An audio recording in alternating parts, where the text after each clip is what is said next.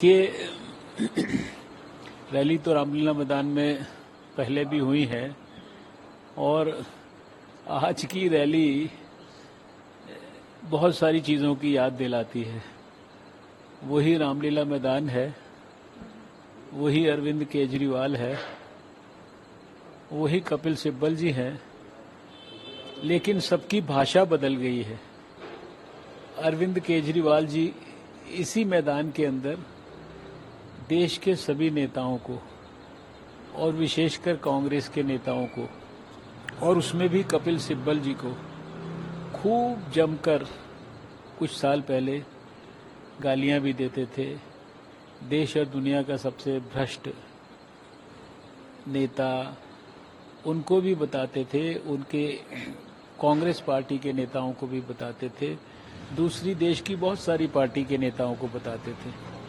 अब उसी रामलीला मैदान में वही भ्रष्ट नेता उनके साथी हो गए हैं, उनके दोस्त हो गए हैं।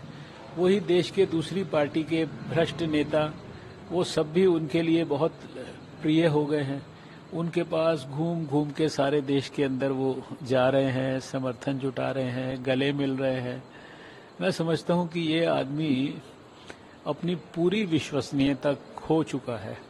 मैं पहले भी बहुत बार कहा है कि शायद अगर संसार में कोई सबसे झूठा और सबसे ज़्यादा दोगला पॉलिटिशियन कोई होगा तो वो शायद दिल्ली के मुख्यमंत्री हैं। पूरी तरह से वो एक्सपोज हो चुके हैं और इस तरीके से जिस भाषा का, अभद्र भाषा का प्रयोग वो कर रहे हैं भारत के उस प्रधानमंत्री के लिए जो हिंदुस्तान के जन जन के हृदय में वास करते हैं, हिंदुस्तान के गरीब से लेकर मजदूर से लेकर किसानों तक हर व्यक्ति उनको हृदय से प्रेम करता है। सारे देश में ही नहीं अपितु सारे संसार में उनकी अंतर्राष्ट्रीय स्तर पर इतनी गहरी प्रतिष्ठा बनी है कि दुनिया के बड़े बड़े राष्ट्राध्यक्ष उनके बारे में क्या कहते हैं ये सारे देश और दुनिया ने जान लिया है। अरविंद केजरीवाल जी का इस प्रकार का अभद्र भाषा का प्रयोग करके उनके खिलाफ बयानबाजी करना ये उसी प्रकार से है कि जैसे कोई सूर्य की तरफ थूकने का प्रयास करे तो उसका नतीजा क्या होगा हम सब जानते हैं, थूक कहाँ पर आके गिरेगा। अरविंद केजरीवाल जी के इस चरित्र पर, इस उनके व्यवहार पर मुझे तो तरस आता है सबसे ज़्यादा हमारे आदरणीय अन्ना हजारे जी पर। उन बेचारों पर क्या बीतती होगी। उनके लिए सारे देश ने आंदोलन किया था, सारा देश उनके पीछे खड़ा हुआ था और उसके जो सबसे अग्रणी सिपाही बने थे ये, लेकिन लगातार पिछले 10 साल से ज़्यादा समय होने लगा है केवल झूठ बोलते हैं, झूठ के सिवा कुछ नहीं बोलते हैं, केवल अभद्र भाषा का प्रयोग करते हैं, उसके अलावा कुछ नहीं करते हैं, गालियां देते हैं और पूरी तरह से जिसे कहते हैं आकंठ भ्रष्टाचार के अंदर डूबे पड़े हैं।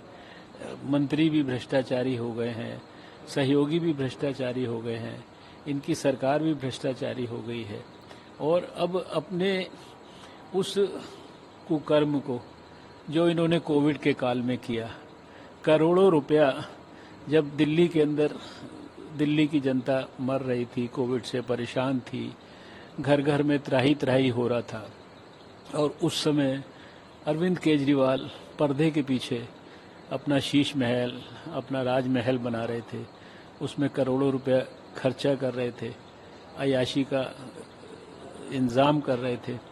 मुझे लगता है कि जिस तरह से वो देश के सामने एक्सपोज हुए हैं, दिल्ली वालों के सामने एक्सपोज हुए हैं, उससे देश का, दिल्ली का ध्यान बटाने के लिए वो इस तरह की हरकतें करते हैं।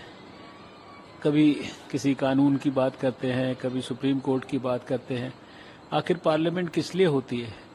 पार्लियामेंट कानून बनाने के लिए होती है और पार्लियामेंट कभी भी देश के हित में कोई भी कानून बना सकती है। अगर किसी प्रदेश का मुख्यमंत्री अपने चीफ सेक्रेटरी के साथ गाली गलौज करे, उसके मंत्री और उसके एमएलएज उसके चीफ सेक्रेटरी बड़े बड़े सीनियर ऑफिसर्स के साथ जो है मार पिटाई करें, अभद्र भाषा का प्रयोग करें, रात के अंधेरे के अंदर कमरे खोलकर उसमें से फाइलें चोरी करें और अपने द्वारा किए गए भ्रष्टाचार को छुपाने के लिए सब प्रकार के कुकर्म करें, तो क्या आप सोचते हो कि भारत की सरकार वो मूक दर्शक बैठी रहेगी?